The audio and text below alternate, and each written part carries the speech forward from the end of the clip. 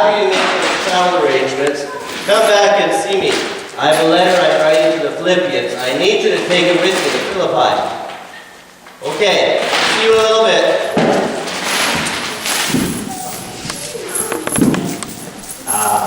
Yes. This Roman house arrest, jail is so much better than the other jails I've stayed at. I mean, the chains get a little annoying, but boy, I've stayed in some terrible dungeons in my time. Funny enough, back when I was a murderer and didn't care about following Jesus, I was never in prison. But once I became a Christian and started loving people and speaking the truth, I end up in prison all the time. Have you seen some terrible dungeons in your time? I've guarded some. You've guarded some. Wow, and I believe that. You know, you're going to need one of these. They're modern, but us in the Roman Empire, we are very modern. Now, you know, I need to tell you this one story. I was in this town. I'm going to be writing a letter to the Philippians this morning. And Epaphroditus is going to take it with him when he goes to Philippi. Now, in Philippi, I was in a prison there. And it was the craziest thing. All we did, Silas and I, we cast out a demon that was possessing this young slave girl. And she was finally free and full of joy. But her slave owners were not happy with that. So they threw us in prison. And that was a nasty, stenchy dungeon.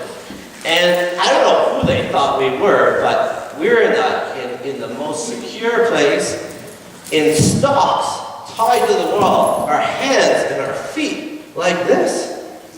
But since I know Jesus, I did not need to be afraid, because I know that the only power those soldiers have is the power that God gives them, and everything is in God's control. So at midnight, Silas and I were singing worship to God. We were praising God. And you know what happened? There was an earthquake, a big earthquake, and the gates flung open, and our stocks fell off. It was incredible. Now, if you were the guard, tell me, Max, if you were the guard at the time, what would you have done? I would have drawn my sword. Drawn your Murdered sword? myself, because I would have been already executed. Just lost prisoners. You would have. Well, funny you should say that, Maximus, because the soldier that was there in Philippi did exactly that. He drew his sword. He was about to kill himself because he knew he was going to be executed anyways. And we said, no, come down here. So he grabbed a torch, because of course it was pitch black in that dungeon. And he came down, and he couldn't believe that we were still there. See, when our chains fell off and the doors flew open, we were tempted to run. Actually, to walk out of there. But we thought it would be more glorifying to God if we would stay. So that's what we did. Now, the guard couldn't believe his eyes. You should have saw the look on his face. Boy, if we had video cameras invented back then, that would have been wonderful. Now, oh, good, you know, modern inventions like Kleenex. For sure. With that guard. Now, where was I in my story? Oh, yes. So that guard, him and his whole family came to know Jesus Christ. You see what a little bit of suffering can do? And even if we had died in that prison, no big deal. I get to go be with Jesus then.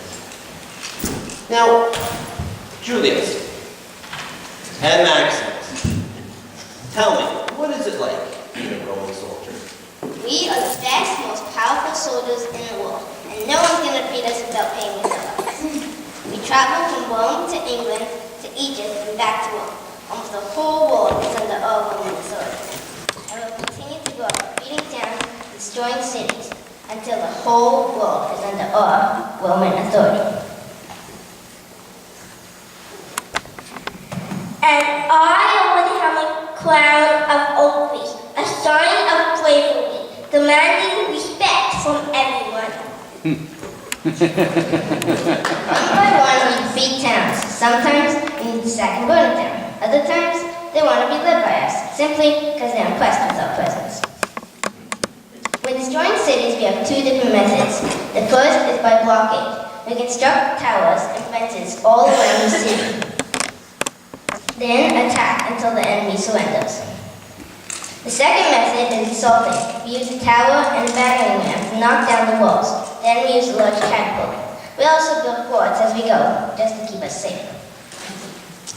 Wow, that is some force. That is impressive. The rulers of the whole modern world, ranging from Egypt up to England, where we'll be, from Syria across to the Atlantic Ocean. Wow, that is incredible. You guys are powerful rulers. But you know what? Some trust in horses, and some in mighty warriors. But I trust in the Lord Jesus Christ, who has power over everyone and everything. Whew. I must say, you gentlemen have been very good to me. And I know there's supposed to be a little bit of fear here, but I'm sorry, I'm not afraid of you, because of Jesus in my life. You can do to me whatever you want, and I'm okay with that. Oh, Claudius, how are you? And Augustina, come visit me. Come visit.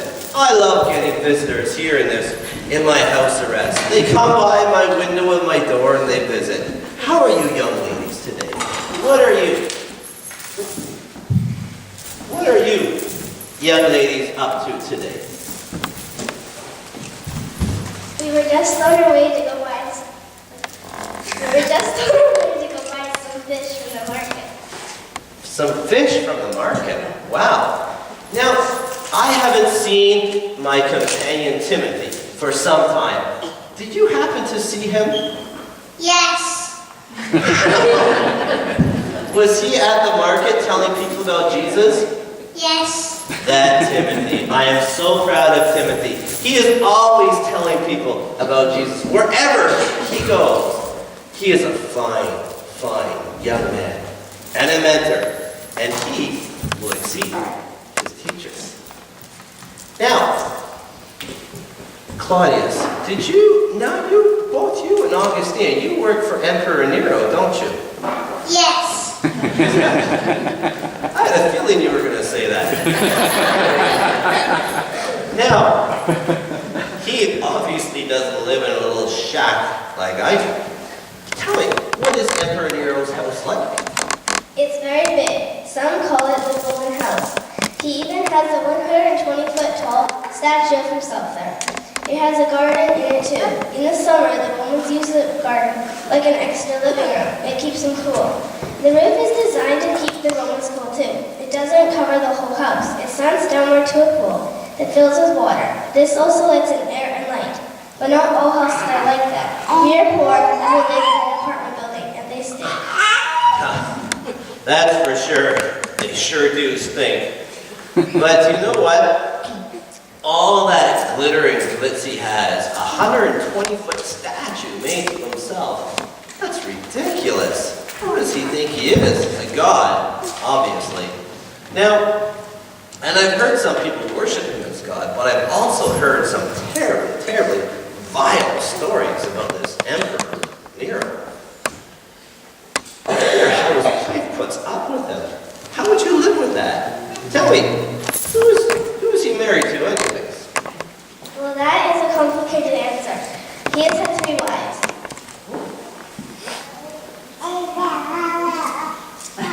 Octavia was the first, who actually was his stepsister. But their marriage was an unhappy one. Nero soon hated her, and several times tried to strangle her. He soon committed adultery with a freed woman, and then with his friend's wife, Poppaea.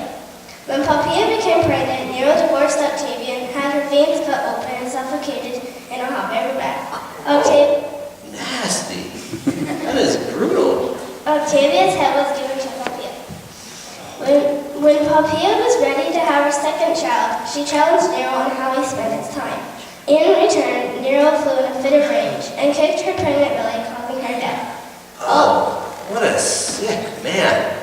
Also, her first child was drowned by Nero in order to secure his crown. Even before Nero killed Poppea, he had affairs going on with another woman named Statilia, mainly known as Snyder. She was already married, but after Poppea died, Nero married her and forced her husband to commit suicide. Nero also killed her son to secure his throne. What a sick, demented man. I wouldn't want to be around those family reunions. Who's ever left there anyways? It's amazing to think that this man is in control of the whole known modern universe. And he has all this powerful, the greatest powerful military army under his command, and he's this much of a demonic man. But I guess I myself wasn't much better apart from Jesus Christ. I was killing Christians myself. I even witnessed Stephen's murder. He was the first Christian martyr that we know of. And you know what?